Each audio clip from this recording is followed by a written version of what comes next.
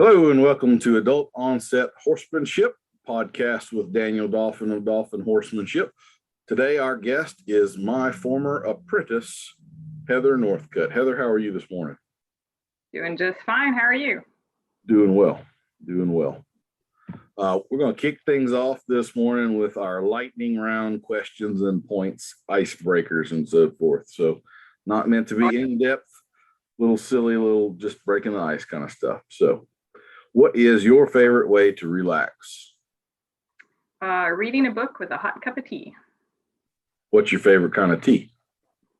Right now, I have a new one that I just tried, and it's amaretto, and it's absolutely delightful with just a little bit of sugar and a shot of milk in it, or some Irish cream whiskey in it. It's just fine, Okay. But delightful. I'm a vanilla chai with honey kind of guy. I'm also a beekeeper. You might not have known that about me. So we have our own honey to put in coffee or whatever. Oh, hey, that's awesome. No, I did not know you were a beekeeper. Huge fan of homemade honey. Yes. Morning or evening? Morning by far. Me too. By far. Yes. Bay or sorrel? Bay, as long as it's a blood bay. Blood bay. Not just any old bay. Got to be a blood bay. That trashy dark stuff. Just the. Yeah. No. Does pineapple belong on pizza? Hell no. What is a pet peeve that you have? I have such a long list. You would probably have to compile a whole podcast just on my pet peeves in general. But my biggest one is, way people put reins back or not taking care of their tack. I've almost lost a very good high school friend of mine over things like that. So I did a whole video. I got so sick of my sons not putting the reins back right. I did a whole video and made cold, Yep. You don't want to listen? Yeah. We'll embarrass you to all of humanity. Yeah. Tell us something unexpected about you. So you're a horse show judge. You have a degree in equine sciences. You've lived the life in the horse world. What is something we would not expect? Well, I would say that I like to kayak and I like to cross-country ski, and not whitewater kayak. I'm more like float down the river, enjoy the scenery sort of kayak person. Yeah. Not fight for your life every second. Yeah. No, I've done the whitewater just once and I'm good. I can skip that again. Yeah. It's cold too, isn't it? It's not like just getting splashed with water. It's getting splashed with really, really cold water. Yeah, it's frigid, and I'm not into, watching my life flash before my light. I ride horses. I don't need to do anything else to do that. What superpower would you choose? Well, I'm going to say right now, with the current state of the air flight, flying, so I could just go wherever I need to, and I don't have to bother with the airlines. That's what I'm going to go with. 100% would be mine, and not just because of the current situation. One of my friends is a Southwest pilot, and we just had like a week ago a talk about that. He is, after 20 years of being a professional pilot, he's not going to take the vaccine, which is his personal choice, and he knew he was going to be fired on December 8th, and he's now working on a CDL, going to be a truck driver instead of a pilot. And then like 2 days after that, they had the whole strike and all of that stuff. So it's kind of makes me proud to be an American moment there. Exactly. Completely. Thoughts or feelings? Oh, thoughts. By far thoughts. Feelings that get you in trouble. This is why we get along well, because we're pretty similar, huh?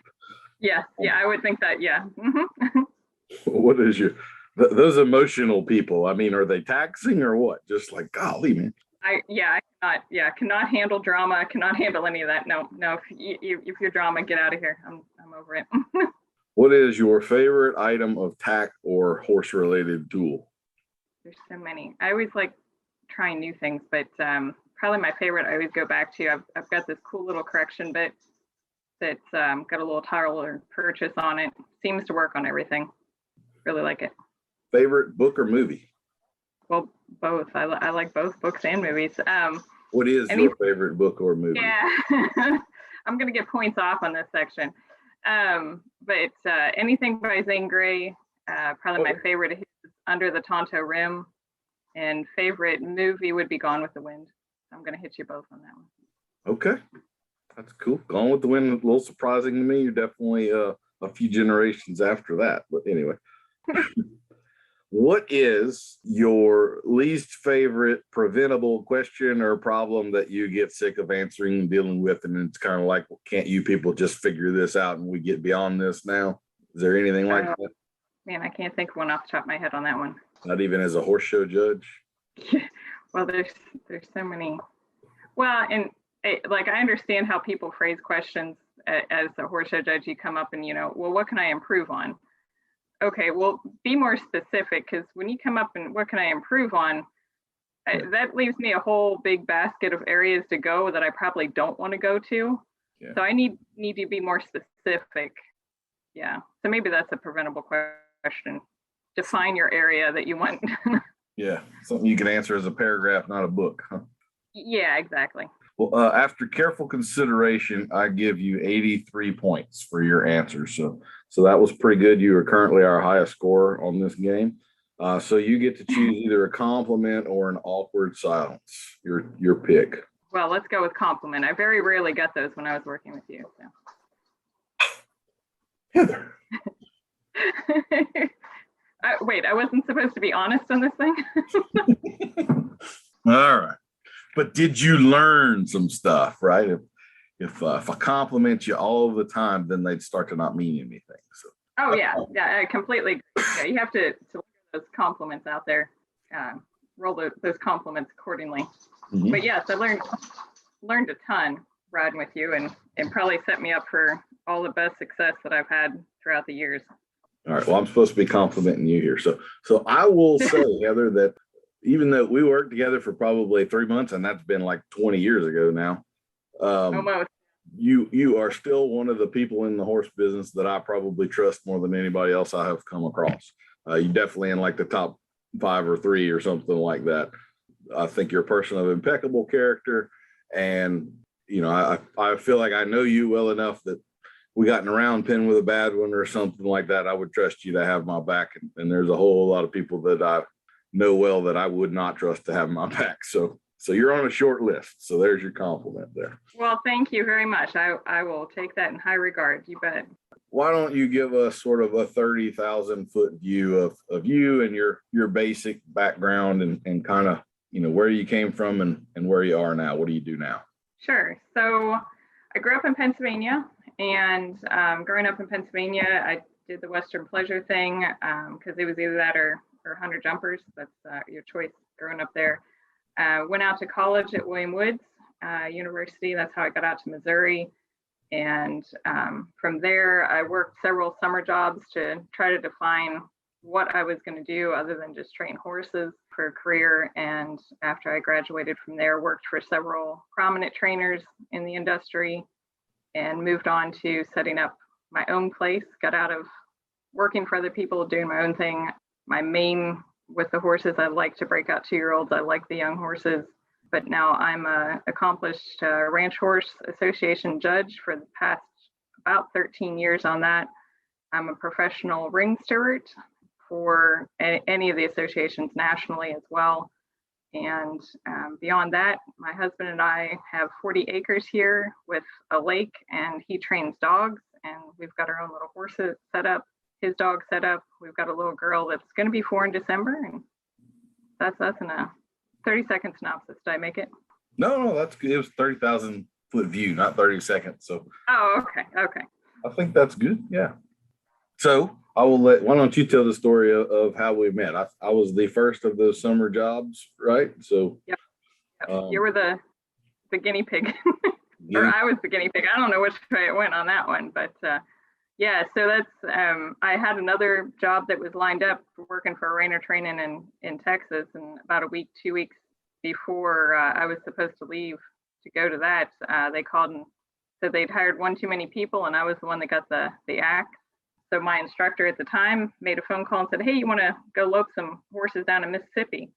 And I was like, okay, I have no idea what that entails. Cows in Pennsylvania are dairy cows. They're not beef cattle. But I was open and game for anything. And I thought, if it doesn't work, it doesn't work.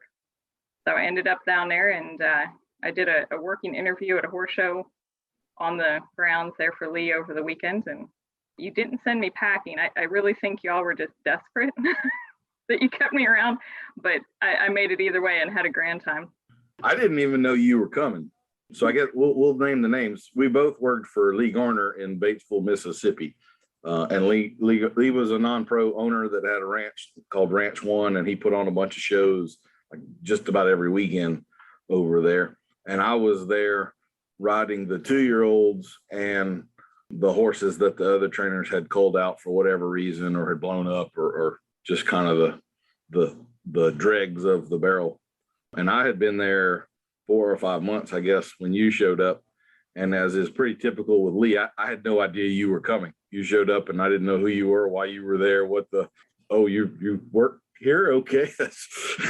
I think you showed up. A little information, yeah. Showed up during a show, had never been on a cutting horse before, and Lee promptly had you join the NCHA, threw you on a stallion that had won $300,000 and put you in the middle of a show on your probably the first ride you ever had on a horse on that ranch was walking into the show ring on a badass stallion. So yeah, I had no idea what the rules were or anything. They're like, just cut a cow. And I'm like, I don't even know what that means. Like, I really do not understand the lingo that you're giving me right now. Welcome to the deep end of the pool. Yeah. Jump and hope you swim. So you mentioned a minute ago about you and your husband and the kennels. You want to talk about that for a second right now? What's the name and what sort of kennels do y'all have and so forth? Sure. So we run Southern Influence Kennels, and he's been training dogs professionally for a little over 10 years. He's been doing it a lot longer than that, but stepped out on his own here about 10 years ago. We do any retrievers and pointing dogs, primarily labs, but any dog that points or retrieves, we can handle it here. He also does the HRC hunt test, the AKC hunt test. He'll handle your dog for any of that, train it for any of that stuff, or if you just want your regular old dog, go out there and do it. We raise about a litter a year. We're more about the quality of the dogs that we turn out as puppies from our kennel. We're quite proud in the lineage, the bloodlines that we have. We've had hands-on with them for 8 generations back now. And right now we have 2 puppies that are left for sale through no fault of their own, but they're about 6 months old, and so if anybody's looking, but they're started on all their puppy training and they'll be ready to go here shortly in the fall. Cool. So does that mean that you get to feed dogs and clean dog kennels and throw dummies and all that good stuff as well as horses, or? Oh yes, yeah. One of my other job titles around here is being bird boy. So I've learned that lingo as well on what in the world. I've also learned that I can't throw a dummy very far, so I'm more for puppy training than I am for the advanced dogs. We have bird launchers and all that jazz for the older dogs. I'm just for puppy training. I have always found, for whatever reason, that dog people morph into the horse world very, very easily. If someone is already trained dog, I don't mean like 3 commands, get in the car, come in, but actually trained a dog to a task that they seldom have any problem with horses. That meshes very well always. So they go back and forth, and the horse shows, we always joke around that it's a dog and pony show because inevitably there's just as many dogs running around at a horse show as there is horses, and the vast amount of them are the best trained dogs you will see. Every now and then you get one, but yeah. So you talked a little bit about your judging and stewarding career. What are some of the lessons that you have learned from being on the other side of the rail? And there's so many. I wish that more exhibitors had the opportunity to stand on that side of the arena and see what we see. There's so many things that why in the world didn't the judge see that? The judge doesn't like me, the judge doesn't whatever, or comments that we hear all the time.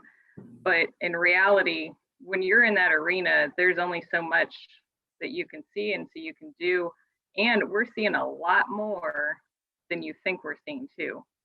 Most exhibitors, they get real narrow-minded on just seeing themselves or just their friends or just their training barn, and they aren't seeing the big picture of how they compare to everybody else for that particular class or that particular show. So there's a lot of that going on. There's a lot of not reading your rule book. My God, please read your rule book. Don't just listen to, well, my trainer said I could do this. My friend said I could do this. Pick up the rule book, educate yourself on that class.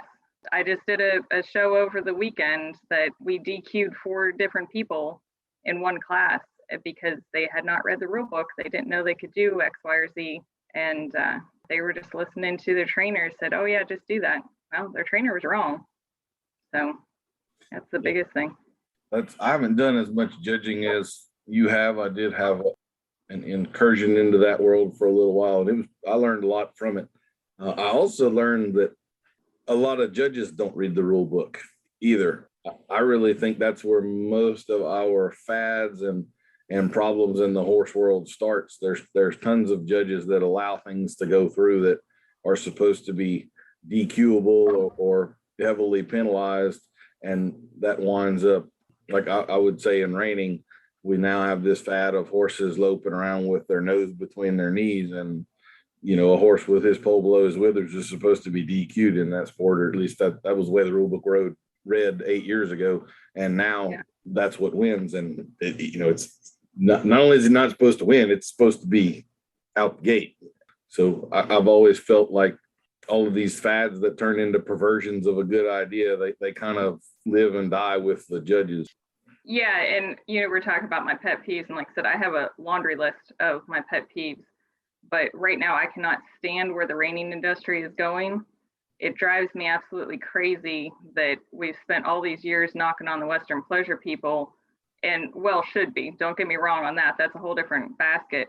But as much as what they did to mess up the Western pleasure horses, the reiners are messing up those horses. I've ridden behind those big horses.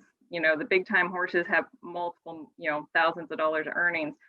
Those horses pick their head up above their pole level. They freak out because they do not know. They've never seen anything up that far in the arena or out. You can't ride them out of the side of the arena. They aren't broke. They only know how to go in circles. It drives me crazy that that's where we went with the industry. Yeah.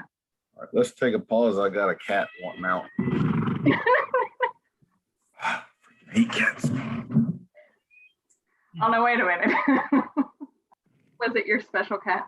No, she's not a pain in the butt. I mean, that cat follows me out to the arena. If I go on a trail ride, she'll follow me in the pasture. She'll sleep on my pillow and lick my head. If I'm taking a nap, we got a bed and a TV and stuff kind of in my little office. It's like a little camp out here. But she's really not cat-like. She's far more dog-like than, I guess that's why I like her. But well, that's what I was going to say. If I'm going to tolerate a cat, that it's going to act like a dog. Yeah. Let's take a trip down memory lane and go back to Lee's and Batesville, Mississippi. What are some of the recollections that you have of that wonderful time of your youth? Oh. Long hours, learning a bunch. I did work your tail off. There's no question about that.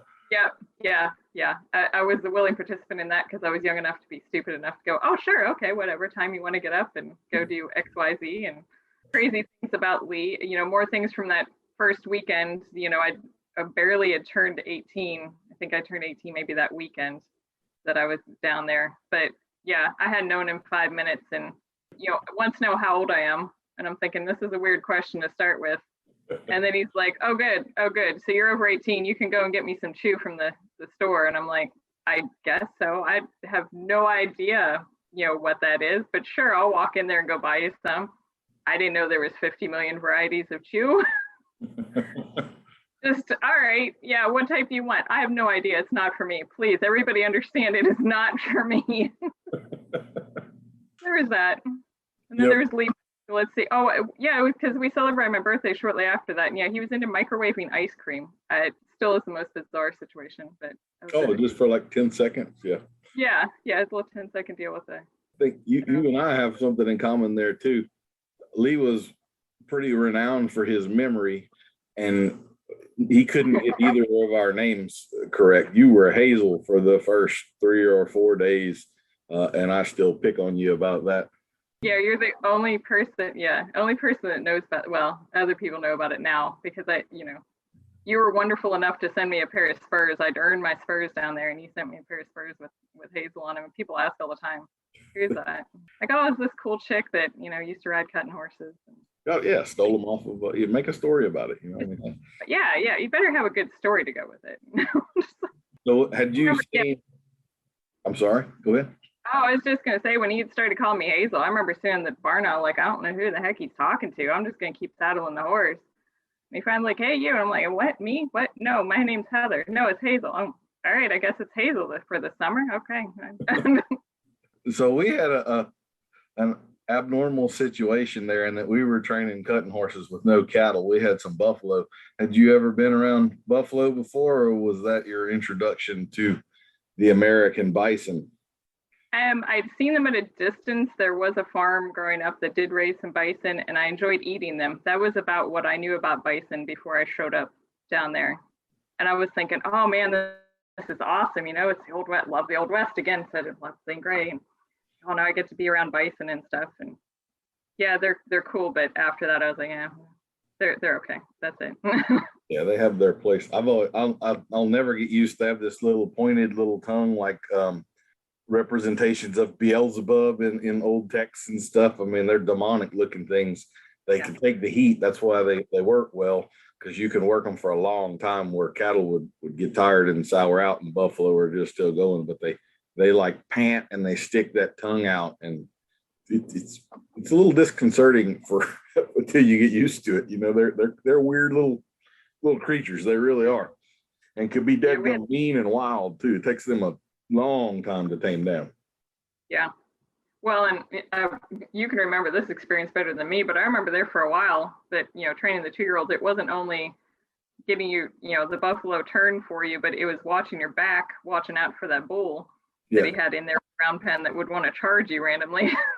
Yeah, they were, I think, 4 bulls and 3 or 4 heifers, or 2 bulls and 3 or 4 heifers, and the alpha bull was a mean son of a gun. Yeah, he would come in there and they have some horns that are not to be played with. They could come and disembowel a horse in a heartbeat. So yeah, we had to watch out for that sucker.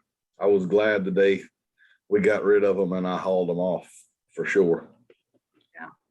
So in addition to your judging and stewarding, you are a bona fide world champion. You want to tell us about that? I am. Yes, I'm quite proud of that. So again, with the American Ranch Horse Association, but I'm a world champion in junior ranch trail, and also top 5 in the ranch riding that year. It was supposed to be the opposite direction. Had no intentions of winning the trail. I went down there to win the ranch riding, but as things go. And it was a colt that I'd got as a yearling. He was a long yearling whenever I got him, and I paid fuel money to get him to my house because he has a huge parrot mouth. Pretty much every college, I think, or university in about 3 states has a picture of his parrot mouth. Is how bad it is. But he is what he is. And I just figured I'd take a chance on him. If it didn't work, I'd just move him down the road and move on another one. But kept him around. So he was 4 and that he's year a blood that we bay, won. right? So that's sealed. Oh, he is a right. If he'd have blood been bay. And dog food for you. Yeah, I would have been good luck to you, buddy. But yeah, no, he's a blood bay. Yep. Yeah. See, it goes back to that again. Yep, pretty simple. For the blood bays. So yeah, and the sucker, he's double bred highbrow hickory, got a little peppy in there, some King Fritz, and so he can be a little bronky when he wants to be. Yeah, so the night before our trail class that we're supposed to show, paid trail warm up, everybody horse show knows that. You go in there, you pay money, you get 5 minutes to ride around the trail obstacles. The first 5 minutes I was in there, I spent the entire time with him crow hopping from obstacle to obstacle, trying to hurt me. Then the second 5 minutes we came back through and he spooked at every obstacle that time. Mind you, this is taking me all day because I'm loping in between times. By the time we made it to the third one, we at least made it through all the obstacles. But yeah, we come in the next day and I'm like, I don't really care where we place this son of a gun is going to go through every obstacle and he's going to like it. And I think that's what kind of made the difference because they decorated by that point. He went to spook at the first trot over obstacle. It was a little wagon wheel trot over obstacle. It's really cool, pretty and everything. And he sucked back and I had one of those moments of, you know, you're going to die here on this hill, buddy, or you're going over it, and laid spur to him, tried to find his liver. And we went over it, cleared it like a saddlebred. Just, man, we had our feet way up in here. It's the hazel spurs. Those are magical spurs, huh? It was the hazel spurs. It's true enough. It's true enough. So now, yeah, they're even, you know, they're world champion spurs too. There you go. So That's my story with my world champion, who now has no problems taking the lead liner around. He's decided that's just fine. Mm-hmm. But yeah. Well, there's a good lesson in there for people. A lot of times people are timid to go to these big national shows, and the big national shows are just made up of people that are timid at their local shows. And it's you have a much better chance of doing well at a big national show than you probably think you do. So Yeah. even on a fluke, and you're even saying it wasn't like a flawless run that you made. You had essentially a fault or a balk right there at one obstacle and still won the world title with it. So folks, hanging out there, go try something. And likewise, you thought you were going to dominate in another class and then had a mishap in there and wound up, still respectable, but not where you expected to place. Yeah, we were fourth in that class, and it was simply I ran out of horse. It was just the way that the class had run. We were in the second go of the split, and the judge had run us a lot. Things you learn as an exhibitor and then as a judge is the judge had ran us pretty long in that second split or extended trot, and I was out of horse, but I had to turn right around and do it again in the finals. I had a lady run into me right off the bat. Two of the judges saw that, two of the other judges didn't see it. It's just stuff that happened. Yeah. Happens. Yep. Absolutely. But yeah, going back to that, what you were saying there those world shows, it's more of a mental game than it really is anything, because there's so much just waiting around and waiting to go show and having your horse timed just right, not timed right.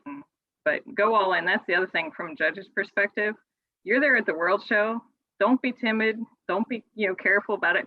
Lay it on the line. If it doesn't work, it doesn't work, but otherwise lay it out there. Yeah. What's the worst that can happen at that point, right? Yep. Exactly. Yep. I completely agree.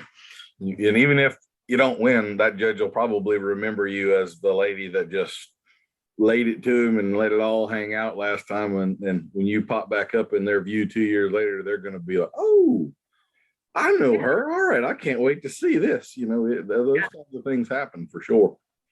Yeah. Judges get around, we remember things, and we're always positive. We're always rooting for people. So just give us something to mark you up a +1/2, a +1. We hate to be marking -1/2, but yeah. I'll say another, I guess, while we're talking about that, I think probably the single biggest game changer in terms of people being able to learn and improve their horsemanship in the last century is the advent of video. Oh. And everybody's got a phone that's got a camera on it right now, and you should always try to have people video you ride, because what you think it went like and what you go back and watch might not be very close together at all. And not only that, like, have somebody videotape you. Definitely get somebody to give you some advice on it. I think you do some of that, the video stuff, coaching. Yeah. So get somebody to get you some coaching on it off of video, but also videotape who you think is a great rider, and videotape them so you can do a comparison. Like, okay, this is what their video looks like. This is what my video looks like. And you have an idea of where you're going forward, where your goal is. That would be another thing. Yep. Very, very good. Videos of it really helps people. There are tons of people that ride and they're doing things. Maybe when they get in the show ring, all of a sudden their hands get real high or something, and they don't know it. And then you watch it and you're like, oh my goodness, that's what I look like when or maybe I had the opposite problem when I was apprenticing and got to the point where I was starting to show. That also coincided with a major breakthrough for me in feeling the feet. And all of a sudden I could feel a whole lot more of what was going on underneath me. And it made me insecure, because I knew there was a lot more little mistakes. And this was when cameras were, about this big and fit on your shoulder and all that kind of stuff. And one of my customers videoed me, and then I was able to watch the video, and I was like, man, you can't see any of that stuff I'm feeling now. It's not nearly as bad as what I thought it was. And so it actually helped give me a little more confidence that I didn't look like a monkey riding a football out there or something. It was, it was actually okay. So videos an amazing tool. Yeah. Yes, and I had kind of one of those moments too, where my husband, he'd get off to me, about me when I'm showing. I'm a perfectionist. I'm a perfectionist on everything, but I was terrible about, if one wasn't giving me 100% in the show ring, I was going to fix it right there and be done with it. And my husband kept giving out, first couple of years we were going, stop that, stop, knock it off. And he finally had videotaped me the one time. He's like, it was fine. It was not that bad. 99% is fine. Just take it. You don't have to have 100. Yeah. Don't blow a class over just that. So, yep. I think some of the most successful professionals, their strongest suit is that they have a poker face and they don't, if I'm riding one and they do something I don't like, I'm pretty sure you can tell on my face that I didn't like something that just happened right there.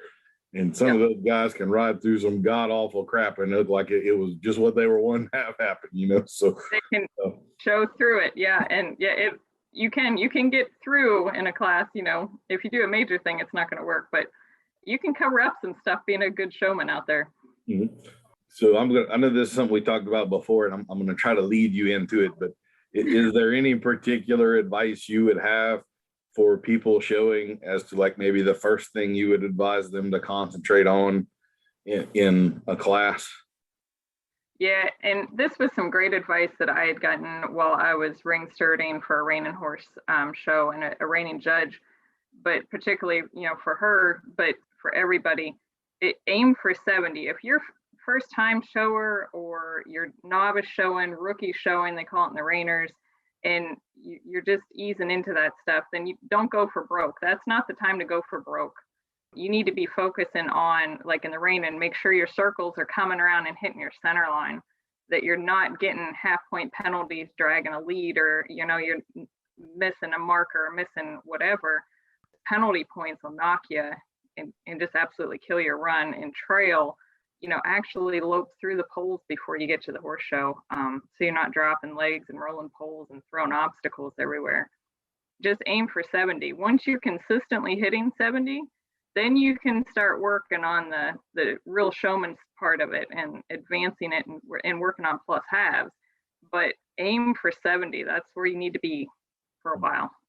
I would always tell people be penalty free. It's even you're talking kind of about those types of classes, but even like a barrel racer, if you knock a barrel down, there's no way you're running fast enough to make up that 5-second penalty. So be penalty free. Once you can consistently be penalty free, then crank things up a little bit and start pushing a little here and a little bit there. But one of the reasons I never got big into showing is when I was in the apprentice stage, I had a bad case of nerves. I would go in there to show a horse and I couldn't tell you what my name was. I couldn't tell you what color the 3 cows I just cut were. It just blanked off for me. And at this point I've ridden in public enough that it doesn't bother me, but you have to have your wits about you at some point, and you have to go that far along before you start pushing things around and kind of swinging your arms a little bit and aiming for a little bit more. Yeah.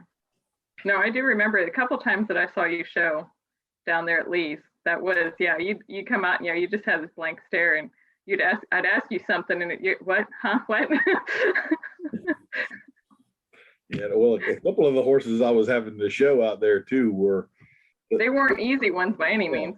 We had one that was absolutely terrified of cattle. So you try to drive him into a herd and bring one out, and he was shaking like a leaf. And then we had another one that came back from another trainer that was running off big time. So, and that's kind of my introduction to people, and they don't necessarily know the horse. It might look like that guy just is. Anyway, all right. Yeah. Any other lessons from Mikey? You had a bit of a medical adventure with him as well. Yeah, he's been a learning adventure. I think that's why he stuck around so long. He's kind of ingrained to me. But the year before we won the world, he colicked real bad, had to have surgery. Thankfully, obviously made it through surgery and recovery just fine. But that was an experience. I'd had him at a boarding barn, and they were changing managers. The new manager coming in was not attention detailed at all and was not cleaning auto water. So we found out things about Mikey, like he has to have clean water. He's very much a prima donna about that because he just quit drinking. He just flat, it's not clean enough, I'm not going to drink. See what that does. Well, that's exactly what it does. It laid him out on the surgery table, and it is a completely different experience watching your horse be slit clean open and have their guts rolled out there while they're finding where the blockage is and putting everything back where it's supposed to be. And So do you recover. When you haul him now, do you do Gatorade or Kool-Aid or anything like that to homogenize the tastes, or? I haul my own water. Okay. Yeah. I even go to the Taking yeah. further. I don't take any chances. Yeah. I tried doing the Gatorade with him and he wouldn't touch it. So I just take my own containers of water. You hear about that trick a lot. I have had hell trying to get horses to drink Gatorade. I can only think of one or two that actually we could ever get them to drink it. I know they have some of those electrolyte packs and stuff that maybe aren't as flavored, but I have not found getting a horse to drink Gatorade or Kool-Aid to be an easy task by any stretch. I think it's easier to get them to drink out of town water than it is to drink. I completely agree with that. Yeah. I'll put them on electrolytes if it's really hot in the summer and stuff and I'm hauling somewhere. I'll put them on like Apple Lights or whatever a couple weeks before and keep them on through it. But yeah, I haul my own water. I don't mess around. So we've talked a little bit about horses now. Are there some other special horses in your past, I guess special good or special bad, that you have experience with that was noteworthy, or you learned something from, or name drop that you want to do, or you started such and such a stallion that won such and such a money, or anything like that? Well, yeah, I kind of pride myself on the fact that the vast majority of the horses that I've started went on to have careers, not necessarily being the, so-and-so's big stud or whatever, but the novice amateur world champion in trail, and leading the nation high point walk trot 13 and under kid. So I think it's more that I've certainly ridden and trained several world champion trail horses. I rode for a trainer that was his niche, was the Western riders and the trail, and that's where I really fell in love with doing the trail classes, was with him. And we trained a lot of horses for him that went on to be world champions. But I like the ones that, I see them come back, and now I'm old enough that I'm seeing them, 10, 15 years after the fact when I started them. And they've got this little kid on that doesn't know which way is up, doesn't know left from right. And the horse is saving their life out there. That to me is, made my day more than anything. Yeah. I know what you mean. I really like in cutting. Most of my favorite horses have actually been the turnback horses and the ranch horses, because they fulfill such a role. And people think about show horses as being athletes. Well, show horses are athletes for 30 minutes of warming up and 2 minutes of show, and turnback horses have 15-hour days. They're the ones that are really, they don't get a whole lot of the credit, but they're the real workhorses of the deal. And I've always kind of admired that about them too. It's not always about the popularity or the awards or the accolades. It's kind of about the real job that they get done, So yeah, and they do it, 3-4 days in a row. They don't get a day off of the show horses. Oh yeah, you get all day off after your class. And them turnback horses, there's something, and this is just from ranch horse stuff. You say turnback horses and turnback holders, that is a whole different science that is not taught, is how to turn back correctly. And it will blow your run in a heartbeat if you have bad turnback help. So make sure who you're hiring is good, and then, that they're working for you and not for your competitor. That would be lesson number 2. I think you taught me that lesson at one point, but. I remember when I was doing cutting horses, I stopped teaching the word whoa. And that was because of one particular show at Lee's. I was turning back, and a lot of people won't understand it. In cutting, there's one person showing, there's 2 people behind you holding the herd, and then there's 2 people out in front of you pushing around the cow that you're cutting, and they're called the turnback men. So you have herd help, and then you have turnback help. I was turning back. Well, I noticed, the herd help and the guy showing are competitors. They're helping one another, but they're both showing in this class trying to win. The guy holding herd, every time the guy showing came to that end, kept saying, whoa, trying to stop his horse while he's in the middle of showing. And that guy was concentrating on his work. He didn't notice it, but I was in the perfect position to see it and everything. And I was like, well, son of a, All right, lesson learned right there. I'm not going to put a cue on my horse that somebody 15 feet away can affect and might mess my, probably wouldn't happen, but it just takes that once. And so it's a great deal because you do all kind of have to keep each other honest, but you are also at their mercy at certain points. And there are definitely some, I've always said the best and worst people in the world are in the horse business. And there are some I do not want to be at the mercy of for sure. Because Yes. they're going to stick you 100 out of 100 times, No joke on that one. Mhm. Yep. I've seen it happen like that whoa deal with the pleasure horses too. I've watched people going around on the rail and you'll see somebody that's there to cut their throat on the outside that'll say whoa. And for a split second, man, that horse shuts it down. Yep. It just takes, the judge happens to be watching, you just broke If you happen to be watching, boom. Yep. People don't realize that kind of stuff goes on, but it absolutely does. It shouldn't by any means. It shouldn't happen, but it does. So just be aware of it. Yeah. I have always believed there needs to be a law made. I like to call it justifiable assault, where you can go beat the mess out of that guy between the trailers, and the cop shows up. You go, look, this is what happened, and the cop's like, oh yeah, it's totally understandable. All right, we're cool. Don't go on about your day, sir. You on the ground there. Hope you learned a good lesson here, right? We kind of need to have a little of that element in our world sometimes, and it'd be a much better place to live, I think. Oh, it'd be so much better. Yeah, completely agree. Do you have a spectacular failure that you learned from, or that's just a funny story that you'd like to share with us? Oh, spectacular failures. Oh, so I had this client that she liked to get horses from the sale barn, and that was her gig. She, her husband used to get horses from the sale barn, whatever. And she picked up this little filly, well-bred little pleasure mare. She brought it to me, and all right, should be just fine. We started her out, and I wouldn't say she was bad. Nothing. There was no red flags in this mare as we were starting her. But about the time that I hit the, long line, and which I do a lot with the long line and stuff on the ground. But anyway, this thing went berserk.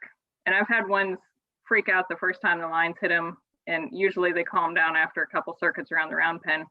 She was the one that had no ability to stop. She was going to run until she killed herself, and it didn't matter who was in her way or what was going on. And she did. I was just turned her loose and let her run, and she ran until she fell down heaving.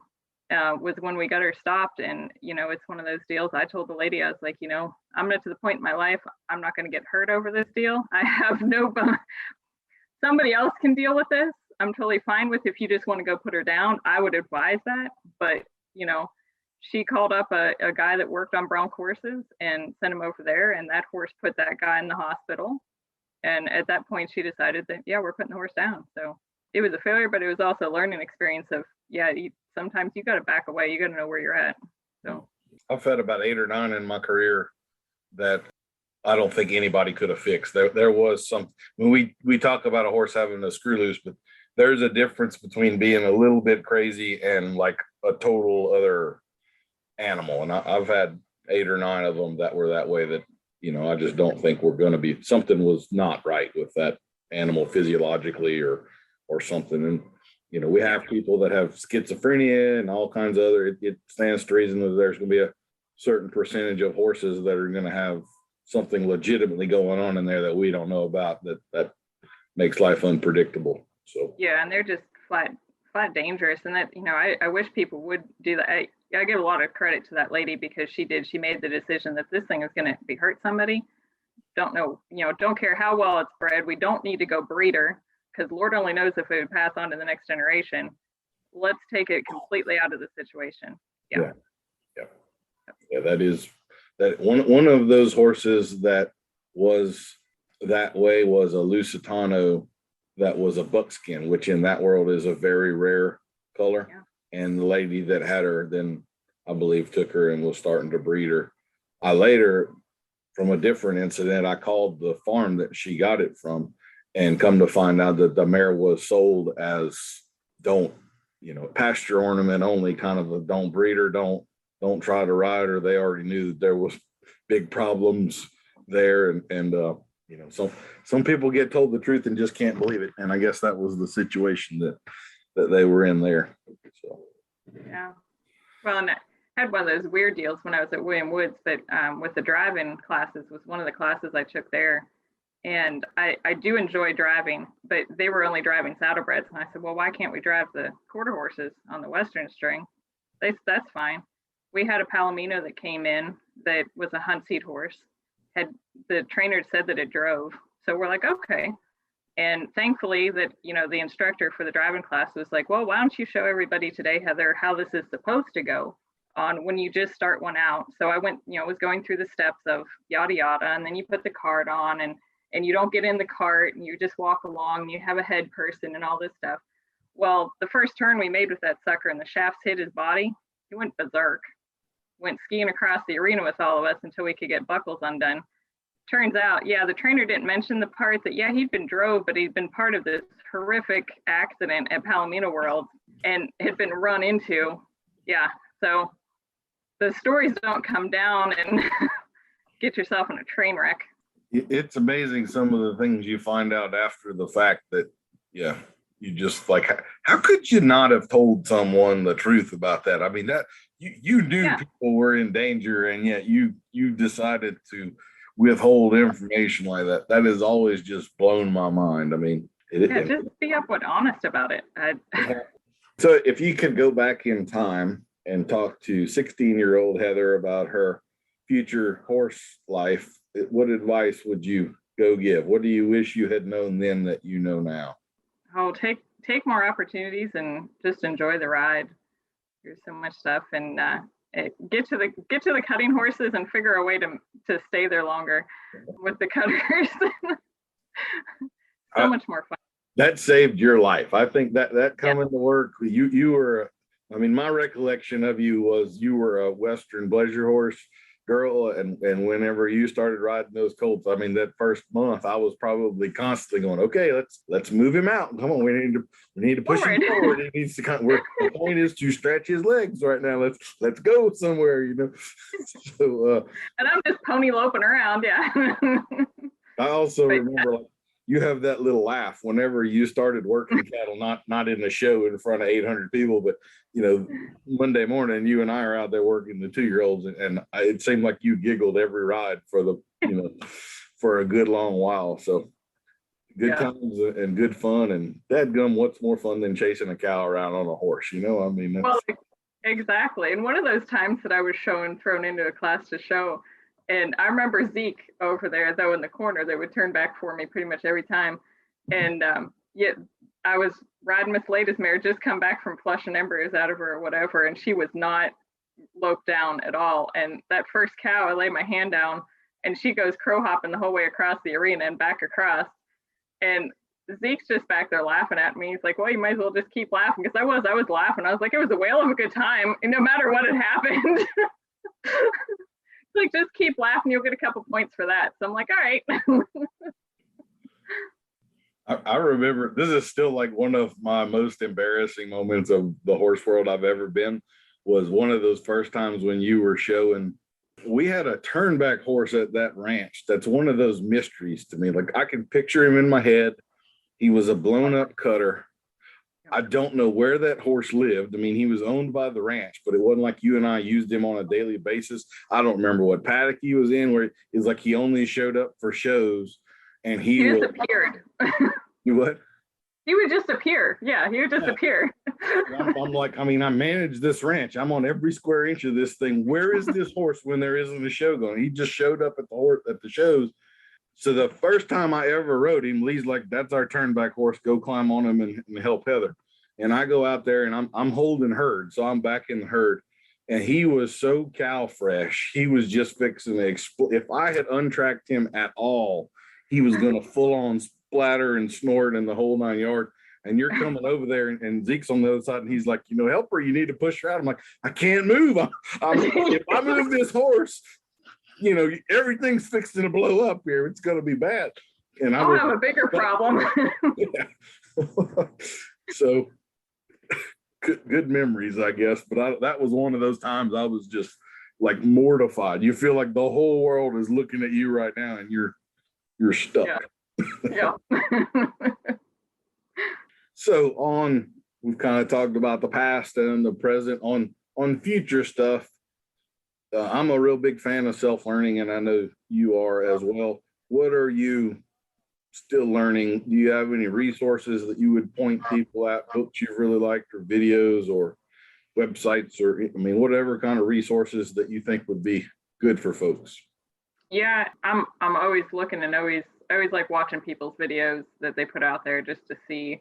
I love, being able to go and ride at a clinic and stuff like that. You're certainly right up there on the top. Every time I get a chance to ride with you, you always give me some advice of like, hey, why the hell aren't you doing that? Oh, okay, well, that would be a good point. But yeah, always keep learning. That's really good advice right there. Let's start with that. But pick out who you're going to go with. For me, I just did a clinic here this past year with Craig Johnson. I thought he was phenomenal. His videos are great. You can break them down and get as much as you can out of them. He, has little, do this, do this, do this. And if you mess up somewhere along the line, start back at A again and work yourself back up through again. One of my hang-ups has been lead changes. So pretty much anybody that I can pick their brain on lead changes to try to figure it out is still a mystery to me. I'm not sure why. I have a roadblock on lead changes. So I don't have much time to read books. I have a stack of books that I need read, but I don't get much time on them. Yeah, I can say I'm a big reader, but I haven't read. I probably don't read a tenth as much as I used to since I have kids, because you're, homework and baths, and it seems like time you're off of work, it's supper, and you got a job until 10 p.m. and then last thing you want to do is turn a light on, or your spouse is not real happy about you turning the light on to read or something. So yeah, I'm behind on my reading. Yeah, you read for about 5 minutes and then you find that you fall asleep. You've hit, I don't know about you, but I've hit that point where I'm the old person asleep in the chair. So I'm bad about that. Or the opposite is if like most of what I'm learning is nonfiction kind of stuff that I really do have to think about. But if I get into a good bubblegum for the brain sort of a book, I might start reading that at bed, and next thing I know, it's 3 o'clock in the morning, and I'm like, holy crap, I have to be up in 2 hours. What I was not smart. What have I done? I have a problem. I have too that the ones that are such easy reads, you just blow past them. I call them the airport books because you pick them up at the airport and they're such easy reads, but they're really bad about sucking you in. Murder mystery or something like that. And so at this point in your life, what does success in the horse business mean to you? What's your next set of goals that you're trying to work toward? What am I working toward? For me, on it, and this is just kind of, but we're just setting up here on our 40 acres. We haven't got a barn or an arena. Supposedly it's supposed to happen here in the next month or so. They're supposed to break ground on it for me, but just looking at getting another 2-year-old in, another 3-year-old, get some younger horses back in again and get rolling, turning them out again. I like the young horses. There's the Iowa Quarter Horse does a fraternity that's just for ranch horses. And so one of my goals is I have to find a Palomino 2-year-old that's nominated for that fraternity, because then I can show over to the Palomino World Show and I can take it to the Iowa Fraternity Show, knock out a whole bunch of things, and then sell it, send it down the road to its next deal. But that would be the couple goals that I have coming up. And then, of course, my horse is being taken over by the lead liner, as I mentioned a couple times. I'm learning the ins and outs of lead line. Well, good stuff. I mean, if it's good enough for the Spanish riding school, then it's good enough for our kids, right? There you go. We got it. And yeah, she adores it. She loves it. My horse, as I said, he may try to bronc me off. He will never do anything with her. I've seen him just hold her together, be on a hairline, just, I want to go anytime now, but the munchkin's on me, and he'll wait until she's off, and then he'll blow a cork. So Yep. Yeah, you were talking about the Palomino World. I'll just tell you, I've got a mare. Well, it's the one you helped me get the papers on that was left with me. Yeah. She's off getting bred to a bay roan ranch horse kind of stallion right now. Don't know if we're going to get a Palomino or a roan or probably just a plain sorrel or bay or something out. Probably a damn sorrel. Lightning strikes, we may have you fixed up for a Palomino ranch horse here in a few years. So there we go. Well, yeah. Just find out if the stud's nominated up to Iowa, and that'll click that little box off too. And because Palomino, that's the great thing about them. It doesn't have to be a yellow horse. It can just be Palomino bred, and you can still show it. Yeah, Didn't know Yeah. that. Okay. Uh-huh. Yeah. So there's a lot of sorrels and chestnuts that show up. There's a lot more of those than there are yellow horses. Mhm. Yeah. I haven't messed with the Palabinos at all. That is my least favorite color of horse. And then here I've got this mare that's she's probably the best bred thing I have ever owned. She's And good. yeah, I could take her or leave her. But anyway, that's how it goes. I've had zero luck with yellow horses too. So all right. Well, Heather, I do need to get to our sponsor for this particular episode. We are sponsored today by the Panama Sport Breast Collars. Panama Sport Breast Collars is owned by the same parent company that brought you the original banana hammock. Panama Breast Collars knows where lady equestrians sweat. With their patent pending airflow and hay reduction designs, Panama Breast Collars has your equine obsession fully supported. Panama Sport Breast Collars for ladies, available in sizes mini through heavy draft. And sign me up for one of those, because by God, any way to keep the hay out of places they shouldn't be, I'm all for. I think I have this whole podcast was created just so that I could go after the sponsors like that right there. That's the most fun part for me. Whenever I have a video in mind that I'm going to shoot, the blooper reel is always the first thing that comes to me is how, what's going to go wrong and how I'm going to twist that into a funny. Well, let's be honest. That's, the favorite thing that everybody likes to see is the outtakes from different shows and movies, right? Yeah. They do not go to rodeos to see good rides. They go to see big wrecks. Yep, there's no doubt. Yeah, you don't go to a hockey game to watch the hockey. You go to see everybody beat each other up. So yeah. This comes to me because I was at Louisiana Tech, my alma mater, doing a clinic yesterday. When I was at Tech, I was working for a cutting horse trainer, but I also had my own pasture where I kept my personal horse, and then I would take on a colt or two and ride it over there. And there was a trainer around there that sent me a half Clydesdale blue roan paint. I've never seen anything like this horse in my life. I wrote a short story about him called Angel, but I mean, like 16 and a half hands, 1,400 pounds, big feathered feet. Was a young 6 or 7 year old ranch gelding out of West Texas. Was a little girl's horse, and the little girl got along with him great. And one day her dad decided to climb on him and show her some stuff. And I think the horse spooked. He falls off. He gets right back on. Now the horse is in a bad way. The horse bucks him off and breaks a couple of ribs. So they're getting back to the barn. That was the horse. That was the last time he was ridden. He'd been through like 4 or 5 trainers since. And I'm 19 or 20 and bulletproof and all that good stuff. And I get it to the barn. And I saddle him up for the first time, and I go to lead him to the round pen, and he sets back. He pulls the rope out of my hand and goes to bucking. I've never seen a horse do this in my life, but he was bucking like hell and spinning around like a bull. And I use these big, heavy 3/4 inch manila lead ropes. He was spinning so hard and fast that rope was not touching the ground. I mean, he was just getting it. I know if you'd have been watching me when this happened, I'm standing there with my mouth open looking at him like, holy crap, what am I going to do with this thing? And I worked at that point. I lived in a house that was owned by a big time rodeo lady. She was a barrel racer, but she had all the connections. So I had already put a call into Harper and Morgan, big time rodeo company at that point, that we might have a legit bucking horse for them that's going to be like the spectacle of the saddle bronc or bareback or wherever. Yeah, I did groundwork with him for like 3 or 4 days, but never climbed on him. So I called 2 of my buddies, and I'm like, all right, I have class until 2 or whatever. If y'all could meet me at the barn, I would appreciate it, because there's a good chance this horse is going to stomp my guts into the ground. And I'd love somebody was there to call 911 and all that good stuff. And not the kind of thing where the neighbor smells something funny in a week, So I call him, I let him know, supposed to meet him there. I show up out there.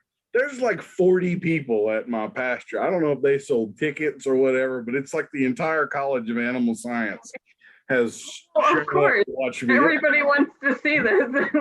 And no pressure or anything. And I climbed on him, and I was not mentally prepared to put a ride on him. I got on him and I turned him a little circle to the left, and he walked in a little circle to the left. And in no way did that appear in my mind as a possibility of what could happen. Rode him a little circle to the right. He walked a little circle to the right. I turned him left again, and then he blew up. And it was one of those things there. I did not have the skill to ride this horse. Somehow everything aligned, and I happened to still be on top of him when he got done. I'd blown both stirrups and lost one rein. I mean, if he'd have coughed, I'd have fallen off after that, right? He stopped. And do you know that horse never bucked again? I rode him for a solid month after that. He never tried it again. He had bucked off a bunch of people, covered him one time, which was blind luck, and boom, he was done. He was an exception to every rule I know about horses. Yeah. Yeah. Pretty cool horse. Sometimes it's better to be lucky than good. Every now and then it saves your life. Yep. That was pure luck. There was no, that's one of the things I wish I had a video of, you know, because you were saying back in the day, yeah. Nowadays, everybody's shown up and had their phone out. Yeah. I couldn't believe those guys.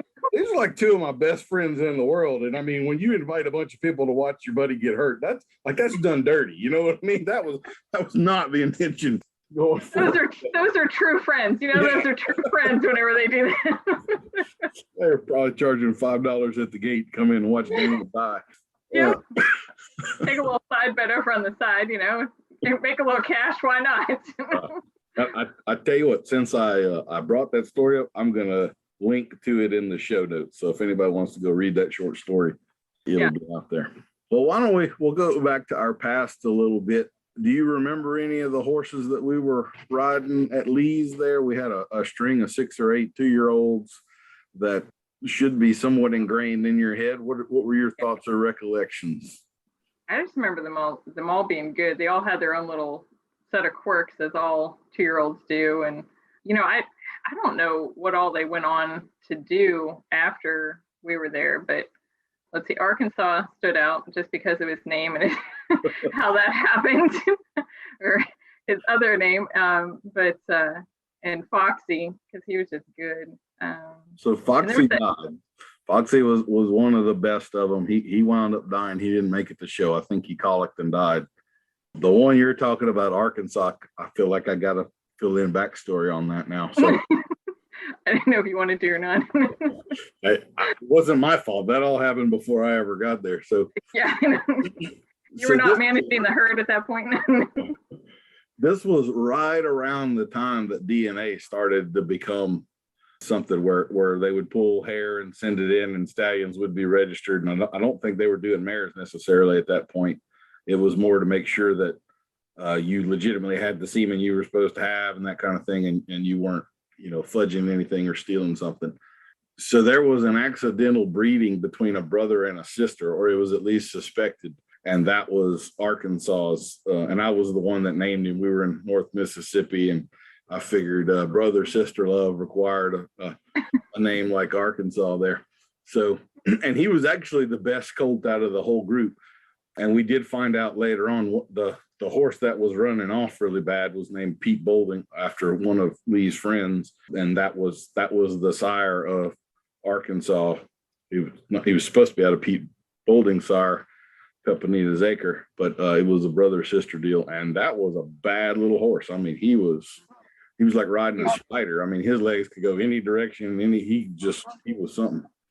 So I do know I lost touch with most of those horses, but when they went off to their little futurities and stuff, they won 60 grand or something within the first couple of months. So I really always felt like that was the best set of 2-year-olds I had ever seen. I was incredibly proud of them, and they went off and kicked butt. So, So we did it.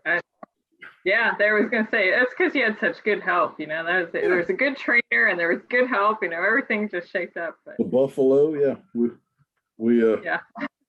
It's like the preemie baby that has everything against it, and they got to fight so hard, and they wind up becoming an Olympic champion later on in life or something. That's kind of what that set of horses like. Training and cutting horses for a year with no cows. Yeah.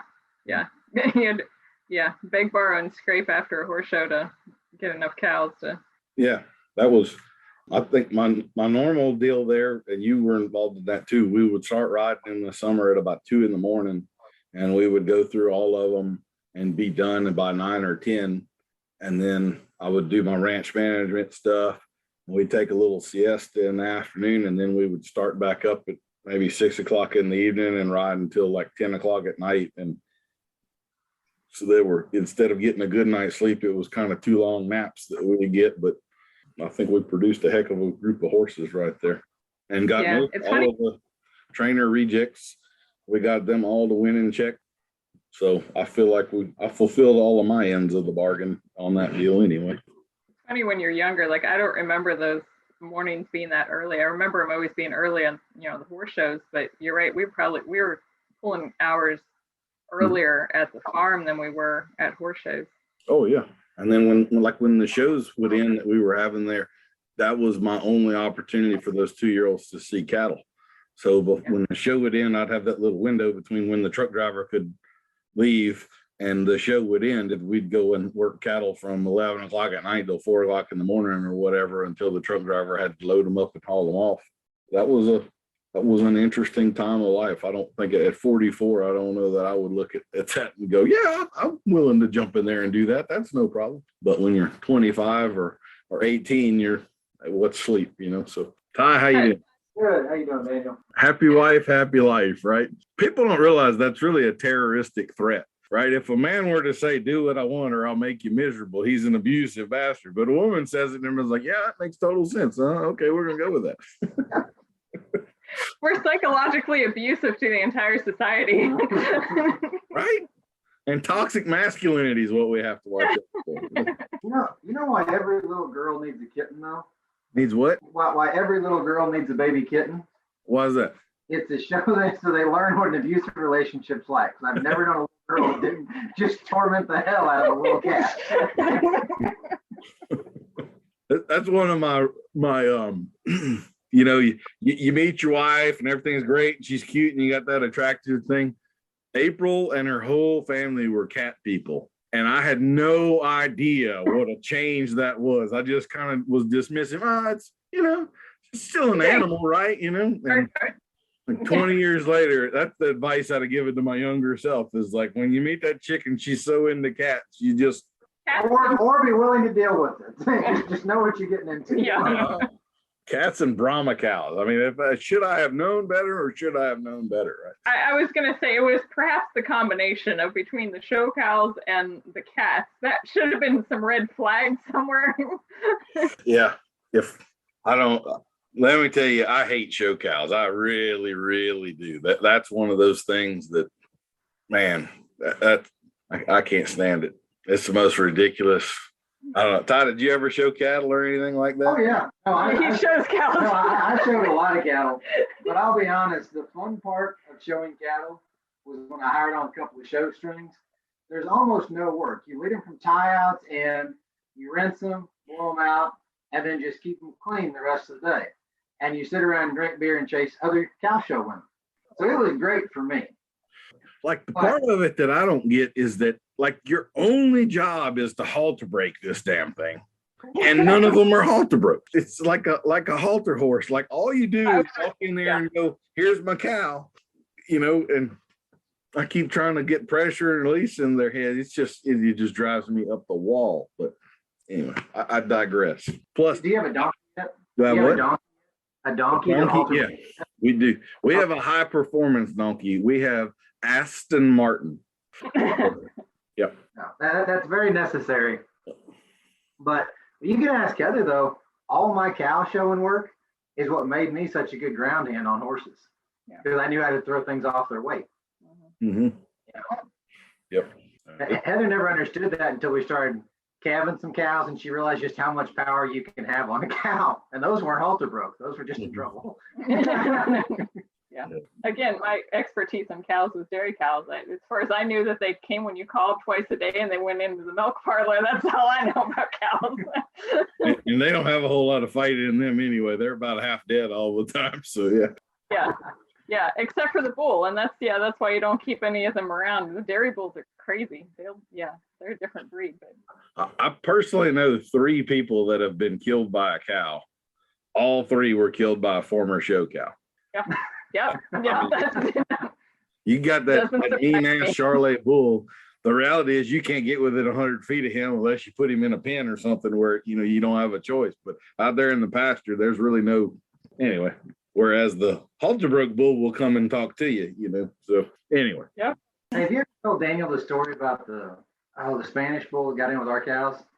Oh, I'm sure it happened, but that was back when we were at the New Bloomfield place.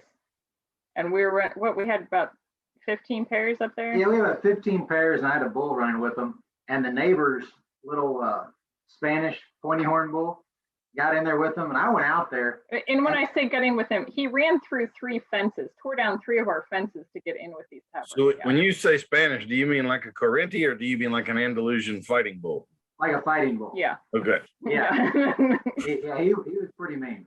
And our bull, it was hysterical when we walked out there that morning because I'm seeing horns in our field of, Angus cows. And well, there's a problem.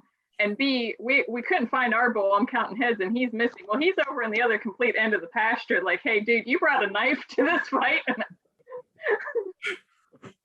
But yeah, the greatest part of that whole deal though is, so Ty calls the neighbors, stays home from work. I went to work. Hey, you need to come get your bull. They come over with their horses to get him into the trailer. Hey, Ty, you might as well go for the rest of this. Actually, it was really flawless as far as that went. They came over, unloaded the horses, roped him. They pulled the trailer up in the pasture, roped him, and were dragging him on. Dad got off his horse to do something, and I see him come flying up over top of the trailer. That bull hooked him under his armpit, and it came out like almost touched his chin when he threw him up like that. Mm-hmm. And so I'm like, all right, this is like, you didn't just get thrown. Like, that's all I'm used to. Whenever I don't work with horned cattle. When I see somebody get hit, they just flew up in the air, got the wind knocked out of them. I go over there and like his roping glove is like dripping down it's arterial bleeding at this point. I'm like, this is serious. And so I pick him up and throw him in the truck. And I tell his boy, I'm like, hey, get the horses out of here, leave the trailer, whatever. Shoot the damn bull. Like, we'll take care of this later. He hasn't killed anything yet, so I'll take care of it later. He's passing out on the way into the hospital versus the hospital's only about 10 minutes away. Yeah. I'm pretty sure I made it faster than that. That's good. Yeah. Yeah. And so I get in there, get him dropped off, let his wife know. And I go back home and I'm in all intent. I'm like, all right, we're just going to shoot this bull and we're going to go from there. Like, we're going to end this. Well, his older son hears about all this and is like, oh, no, you can't shoot him. Me and Tuffy will come get him. Well, when Obama first got elected, there was a rodeo cowboy that put on an Obama mask and all that deal. That was Tuffy. He was from Missouri. Okay. So I remember that. Yeah. That rodeo clown comes out here and he's like, oh no, we'll be fine. I'm like, I'm carrying a gun. I don't care. Like, I'll help you out whatever you need. I'll be fine. I don't know about you, but I'm going to be good. Yeah. And so they come out there and he busts the radiator in the truck because he's trying to fight him on foot here. And of course he's got the truck to keep him from the bull getting him. Busts the radiator in the truck. So that's one good thing. Then he runs out of my pasture, doesn't take any cows with him. So I'm like, okay, this is over. I'm done. I go down and start fixing fence.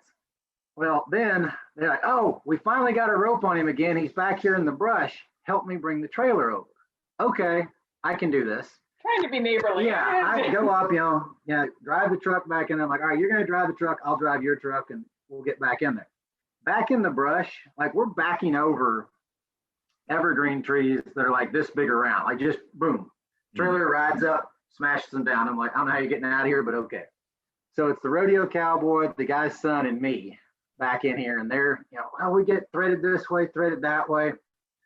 All right, ropes start breaking. He had 4 ropes on him at this point, 3 of which are broken, 1's still good. And we're working on this, and ropes told me, oh, I got another rope over in the truck. So the son runs out on us, just me and the cowboy, or me and the rodeo clown over there. He looks at me, he's like, that bull really wants to hook somebody. So here's what we're gonna do. I'm gonna jump in the suicide door, and as soon as he jumps on, you just shut the gate. When in my mind, I'm like, I'm not at risk with this, so yeah, we're good. And I'm pretty sure that bull can't get out the suicide door. So, all right, we do that. Like he can see the open door. I feel the trailer kind of shake whenever Tuffy jumps on it, and that bull just rockets. I get the door shut, get slammed, and he's like, "Oh man, that was fun, wasn't it?" I'm like, "No, that is the opposite of fun." He's like, "Oh, Stupidest thing in the yeah." He's world. like, "Well, we're gonna like, all right, now you got him loaded. What are you gonna do with him now?" "Oh, I'm gonna take him home and put him in the pen. I want to fight him in a controlled situation." Good for you. Good. You know, here, yeah, Fantastic. yeah. It's about 40 miles from our place to where his place was in Glasgow, Missouri, down 2 interstates. That bull is so mad. By the time they get him to Glasgow, he's like, every time somebody passes him, he hits the trailer, and he's broken both of his horns off to the nubs. Like he's almost Believe bled that. out, Yeah. and they had to kill him anyway. Yeah. Yeah. But yeah, The whole time I'm at work getting these update phone calls every 30 minutes, and I'm like, are you shitting me? Yeah. Like, you know? like this is literally something you can't, like, you had to be there. Yeah. And I'm there, and I still don't hardly believe it. Do you mind if I include this in the podcast, Ty? Oh no, this is fine. This is 100% true. This is a hell of a story. Yeah. So my wife and I don't really have a whole lot of cattle. Her older sister has a menagerie, and so most of the ones that the boys wind up showing are for her. And their literal goal, both of them, is to own one of every breed of cow, so they can look out the kitchen window drinking coffee, and there is one of everything you can imagine. So my sister-in-law, a few years ago, her husband gives her a Scottish Highland for a gift. And it has this little bull who at the time is, and he's little. I mean, he's like a big lab, but with long hair. You know, he's like that size. And so Wyatt decides, you know, yeah, I'm going to show him. You could watch the horns on this thing grow. By the time he was a year old, his horns were probably 18 inches long. It was nuts. And you'd get in the trailer with him, and he knew exactly where the tip of those things were. I got to where I'd puncture a tennis ball and put it on there.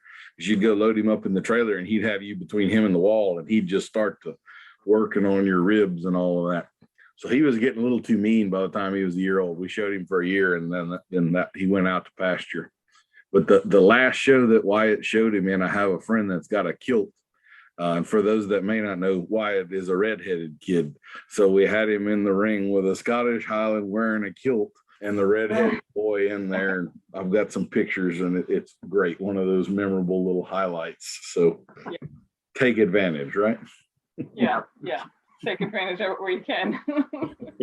So here's the real question. Did that fighting bull breed any cows, and you had calves that you had to deal with that are trying to run you over? So funny thing about that, yeah, they're the one that must have been in heat that he came across for. There, yeah, because when we went to ship those, all the calves had calved out at about the same time, except for this one cow. And yeah, her calf, there was a screw loose in that one. And he never grew. He never grew. He never grew. I mean, Tiny. I sold that calf. He was about 8 months old. He still weighed about 600 pounds. And he was somebody else's problem after that. Yeah. But no, yeah, I'm sure he settled one of them. Yeah. I didn't stay long to see if he had horns or not. No, he didn't stay long enough for that. Yeah, that little Highland bull was kind of like that too. He's still waist high. Now he's like 3 years old, and he's waist high. But she uses him for cleanup. So he goes on commercial Angus cattle and produces these little hairy faced red calves, and it's she thinks it's hilarious, you know. Yeah, no joke. But like we fed the mess out of that bull. I there was a time I figured out what his feed conversion was, and you know, it was not good. I mean, he would eat a whole lot of feed and he would not hardly. But of course, South Louisiana is not the place for a cow with 4 inches of long hair all over his body. We'd have to keep a fan on him and a mister and all that constantly, and he'd be panting and sweating, and he was a miserable little dude. But Should just body clipped him all the time. I would have. They would have shot me if I had done that. Yeah, that'd have been a big problem. The most fun with that was we'd go to a show and we'd have him tied up, and there'd be a line of people coming around. You know, you get bored, you're walking around, and they find out this little woolly thing is in the barn, and there's constantly people coming by. And finally, somebody's going to say, you know, hey, what is that? And this was around the time the Zika virus hit. And I was just having a blast with all that kind of stuff. This is what happens when Zika happens to a Brahma. You get this weird mutation and boom, there's what it is. And then you know, those real big high tensile electrical lines? Well, our place is under that. And this calf was born, and to be honest, we're not sure what happened, but he's going to go to the University Vet School when we're done with this show, and they're going to do some radiation tests on him. And I mean, I did everything I could think of. I really believe that kids, if you just spectacularly lie to them, they will vote better later in life. It builds those critical thinking skills, and anyway. Their BS barometer is trained better at a younger age. You need to know that adults will lie to you, right? And that changes your whole perspective on the world. Yeah, exactly. They need to know not to trust the adults. Oh my goodness. Yeah. Oh.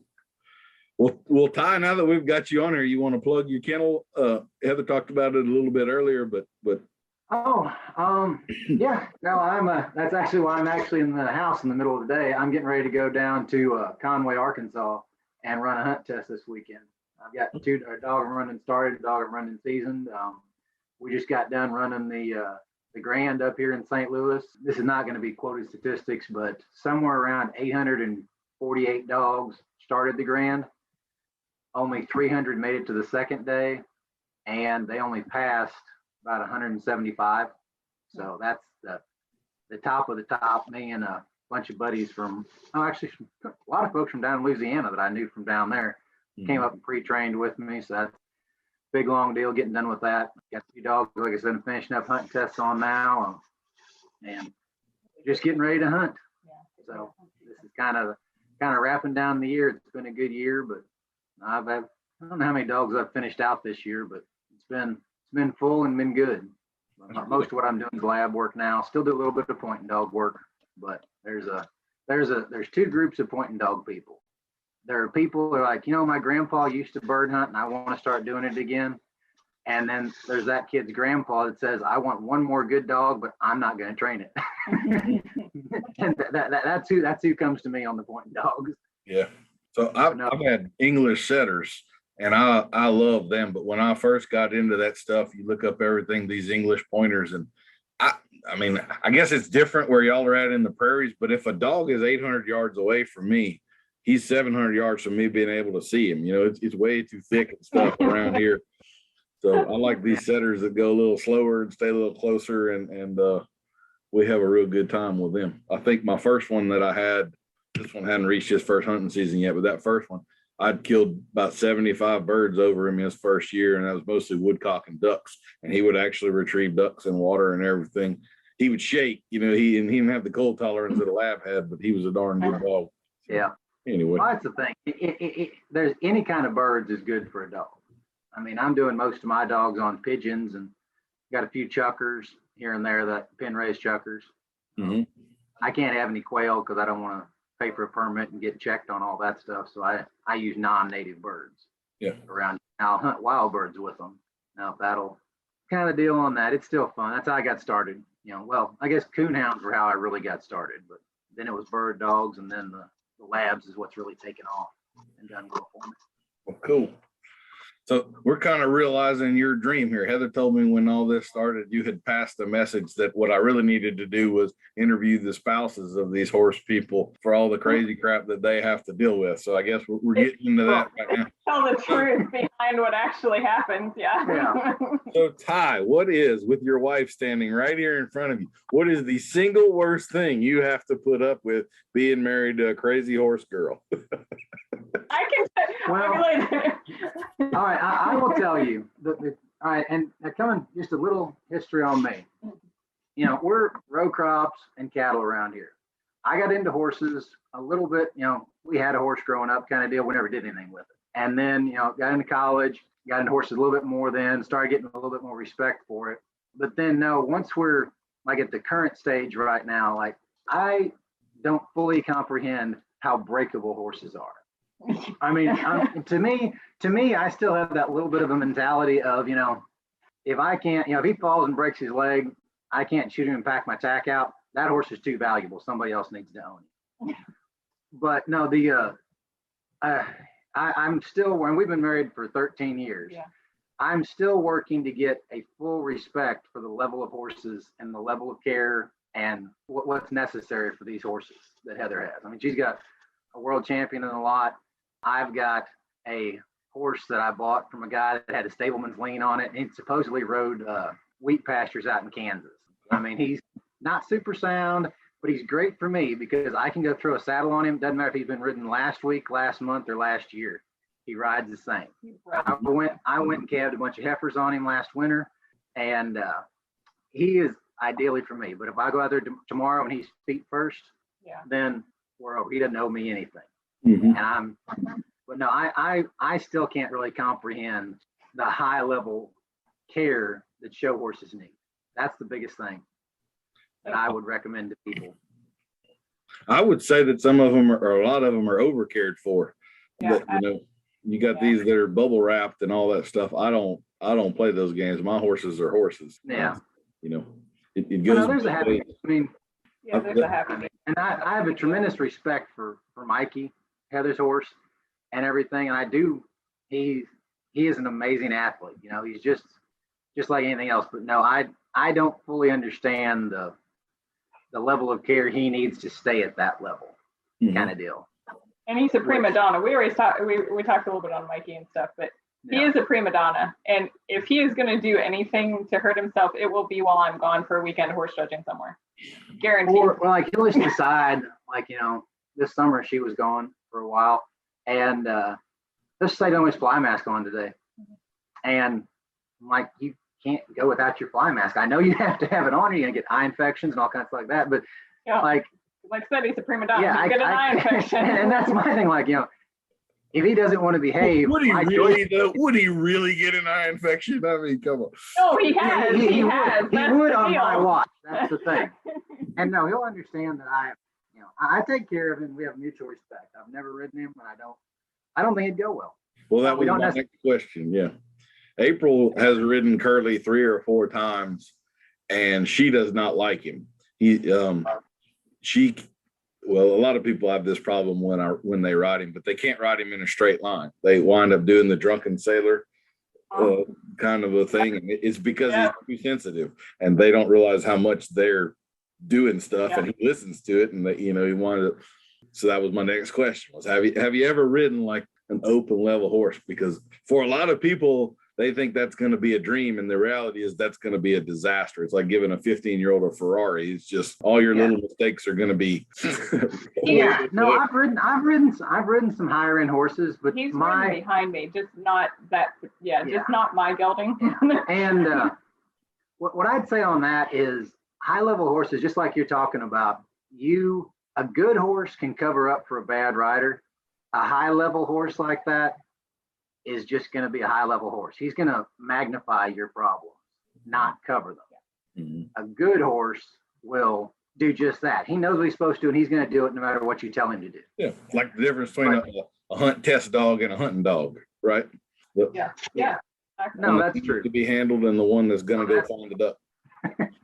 Yeah, but no, it's a difference in level on that. And I'm not near as good a rider as Heather is, but I'm also not the retarded spouse that doesn't know which end to comb kind of deal. Yeah, no. And same thing with Heather and the dogs. She doesn't like my good dog's name's Lassiter. She doesn't run him in tests and things like that. I did that once, and I stopped. But she can't. I mean, she can't. Well, she ran him in a started test, and if you're just a started test, you walk to the line, your dog's on lead, you can hold him. They throw one bird, he picks it up, brings it back to the area. And then you grab hold of him again, they throw another bird, picks it up, brings it back to the area. He was so amped up. I'm surprised we kept him after that. Heather was so mad at him. Well, it was complete opposite. We practiced everything at the house. He'd been perfect, and we go to this hunt test, and I have a raving lunatic on the end of a leash. Like, he's walking on his hind legs to the starting line, and I'm like, what the hell is this? We didn't practice this shit. And what the judge asked you? Yeah, and I was going to say, you were talking about having some problems with going in the arena showing. Yeah, so I get up to the line, and the judge looks at me, and I'm expecting to horse show background, my back number. Everything's off a back number, right? they asked me what's my dog's name, and I like drew a complete blank, and I'm standing there staring at the judge going, well, I don't know. And I thought they wanted his registered name. I'm like, hell, we registered the dog. We've owned him since he was 8 weeks old. I can't remember his registered name. Standing there staring at her. And she's like, well, do you know his name? I'm like, no, ma'am, I don't know his name. And she's like, well, that's going to be a problem. And he did something and I yelled at him. I was like, Lassiter, sit. And she's like, well, you know his name. His name's Lassiter. I was like, well, I thought you wanted a show name. Like, what about a back number? Can I help you with anything but his call name? Yeah, that was my first and last time I came out of that experience for the day. He got his ribbon. We made it, you know. I handed the leash to him and I was like, I'm done. That's it. Good luck. He can be my little house dog whenever you're done. Well, nothing wrong with that. That's a good thing. Each spouse should have to get a taste of what the other is doing there, you know, gives a little mutual respect and everything. Yeah, no, completely agree. Yeah. I thought he was going to throw me under the bus for being too judgy. He's always asking me about it. And I'm like, it's my job on the weekends. I'm supposed to be judging. I'm judgy about everything. Yeah, I have to admit, I was expecting a personal attack right there. That's what I'd have gone for. I mean, it'd have been jugular if someone asked me that with April right next to me. But you took the high road, and I mean, hey, if you want to be that insufferable nice person, that's fine. I mean, that was your chance. I mean, it's not coming back around again, Ty. That was your chance. So, so is Millie going to be a dog girl or a horse girl or both? Or there's got to be a pull one stronger one way or another? It, you know, at her age, it depends on the day and the week, which way it goes. There's some weeks that got a little mini for her, and she's all about Cloud, the mini pony. And we got to go, you know, drive Cloud and do something with Mikey and ride Mikey and practice for the horse show. And then there's weeks where she could care less about even feeding the horses. And she just wants to go with Daddy and do the dogs. You know, Maudie's her dog down at the kennel, and she just wants to go and train Maudie and help with the puppies and everything. And so it depends on the week. Yeah. That's good.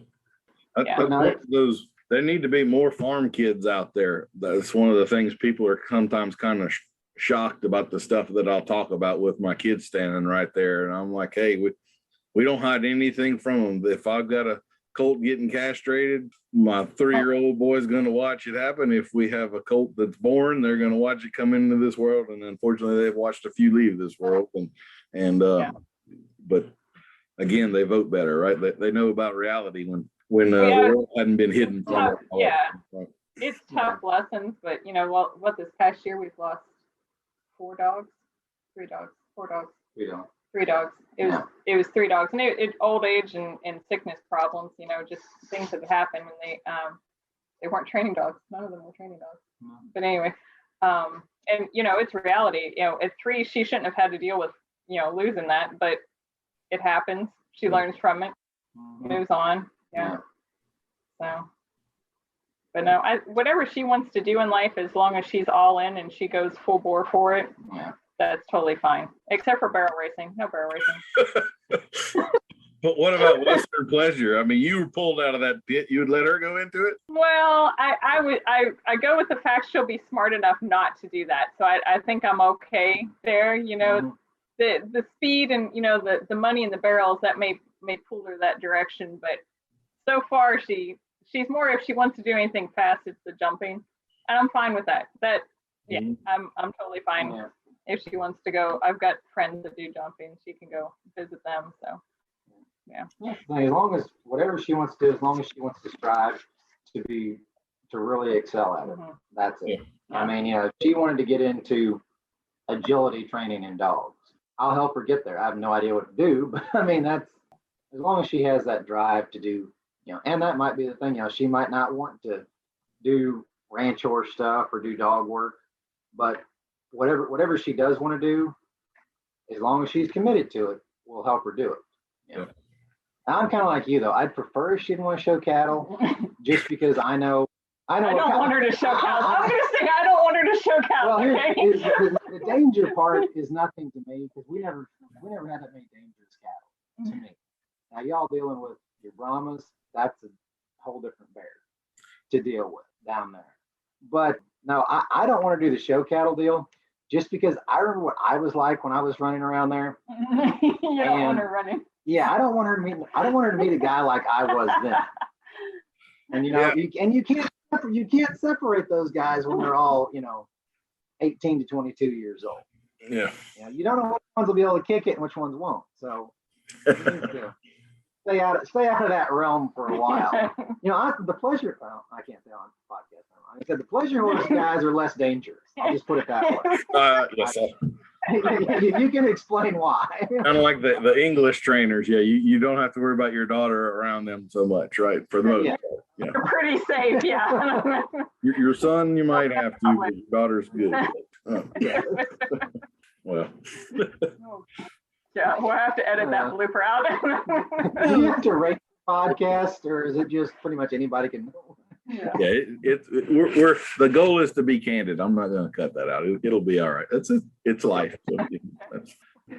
So, I have to say, like we really haven't had too much issue on the Brahma side.